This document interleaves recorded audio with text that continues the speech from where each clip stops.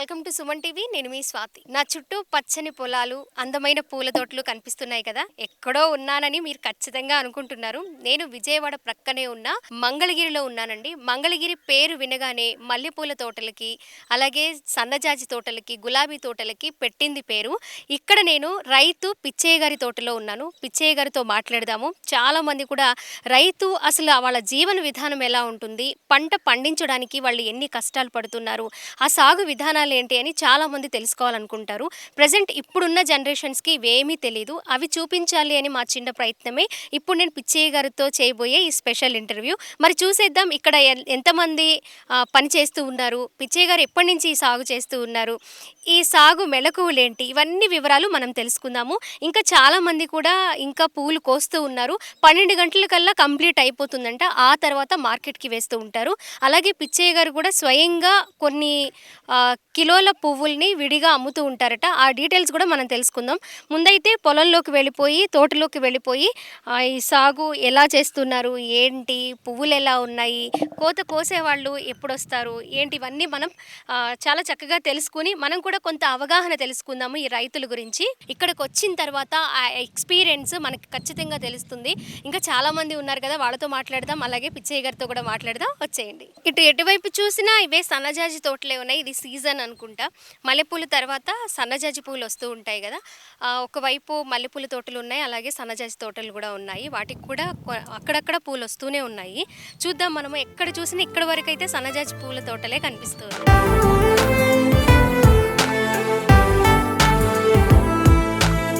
బాధలు అట్టాగుండయి. ఆడ చూస్తే రేట్లు లేవు, ఏడు చూస్తే కోసేవాళ్ళు ఎంత డిమాండ్ చేస్తున్నారు. ఆటోకి 50 రూపాయలు, కోస్తే 120 రూపాయలు అడుగుతున్నారు. ఆడేస్తుంది 50 రూపాయలు, 60 రూపాయలు, 70 రూపాయలు. ఏదైనా పండగ సీజన్లో వస్తే 200. ఎప్పుడన్నా ఒకసారి 300 వేస్తారు. ఏది మా కళ్ళనీళ్ళు దుడతానికి 300 వేసి 30 రోజులు 30 రూపాయలు చేస్తారు. ఒకరోజు 300 వేస్తారు, 30 రోజులు కూడా మాకు 30 రూపాయలు లెక్క చూపిస్తారు సినిమా.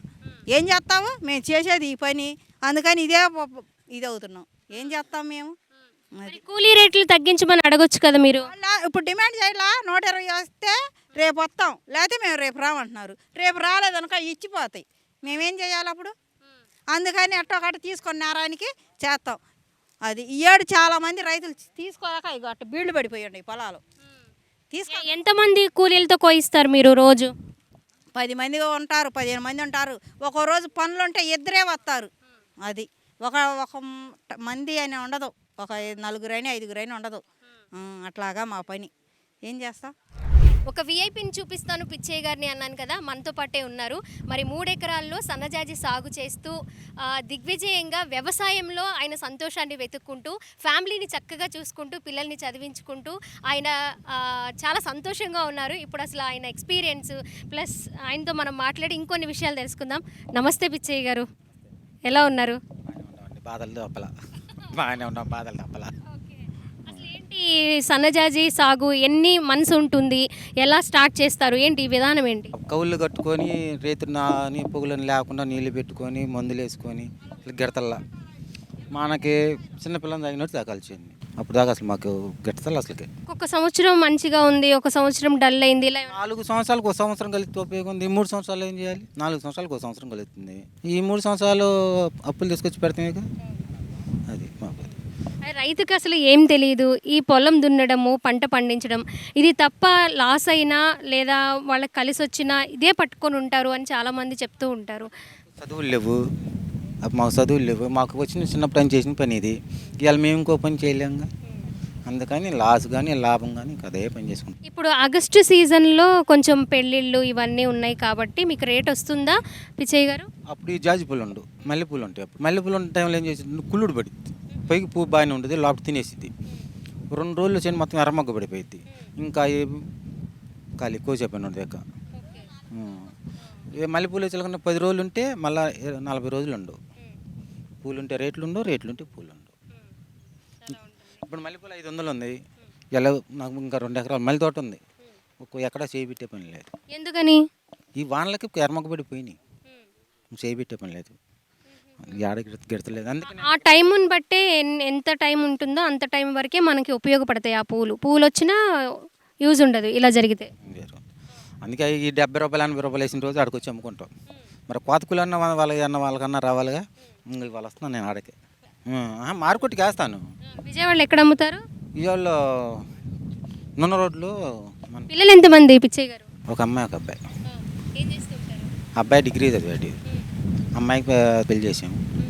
అమ్మాయి ఎప్పుడైనా హెల్ప్ చేస్తూ అలా వస్తూ ఉంటారా ఇలా పొలం చేయడానికి? మా అబ్బాయి వస్తాడు, చేను కట్టే ఉంటాడు. చదువు అయిపోయింది, జాబులు లేవు. చేనుకి వచ్చి ఆడ మందులు వేయను, నీళ్ళు పెట్టను, పూలు కొత్తాడు, అన్నీ చేస్తాడు. నేను ఒకళ్ళు ఊరిపోయిన వాడే చేస్తాడు చేళ్ళ పని అంతా. సినిమాలు చూస్తూ ఉంటారా పిచ్చయ్య గారు? మేము సినిమాలు చూడకే 25-30 సంవత్సరాలు అయిందో. అంతకు ముందు చిరంజీవి సినిమా అయితే వెళ్ళేవాడిని. ఎవరు ఇష్టమైన హీరో ఎవరు? చిరంజీవి సినిమా అయితే వెళ్ళేవాడిని, బెనిఫిట్ షో చూసేవాడిని. ఇప్పుడు అసలు పోవటం లేదు, రావటం లేదు. ఆ, ఎప్పుడు ఎప్పుడు అంటే ఎక్కడి వరకు చదువుకున్నారు మీరు? అసలు చదువుకున్నారా? ఏమి లేదు, చిన్నప్పటి నుంచి వ్యవసాయమే. వ్యవసాయం. ఏం చేస్తూ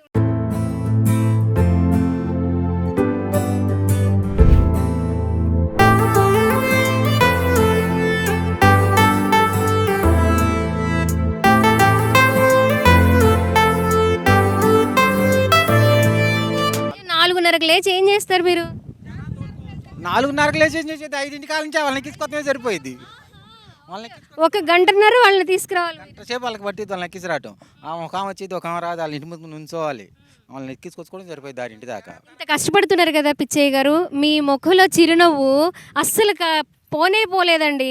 పరిచయం అటుపోయింది, అది పుట్టకతో వచ్చిందంటారా? అటుపోయింది. ఓకే, మీలాగే అందరు రైతులు కూడా అంటే చాలా కష్టపడతారు కాదనను.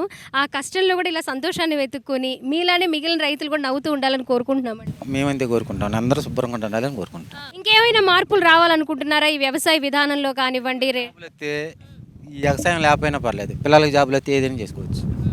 పిల్లలకు జాబులే చదువుకొని వ్యవసాయం ఇంకా చేసేవాళ్ళు లేరు. ఇప్పుడు మా వాడు ఉన్నాడు, లేకపోతే వాళ్ళ అబ్బాయి ఉన్నాడు, ఇదిగో చేస్తున్నారు. అందరూ చేయరుగా, ఒకళ్ళిద్దరు చేస్తే ఉపయోగం లేదుగా. అది ఏదైనా జాబు లేదు, కంపెనీలు వచ్చి జాబులు వస్తే ఏదన్నా. ఈ చుట్టుప్రక్కల చాలా పొలాలు రేటు రాక అలాగనే వదిలేస్తున్నారు అని అన్నారు.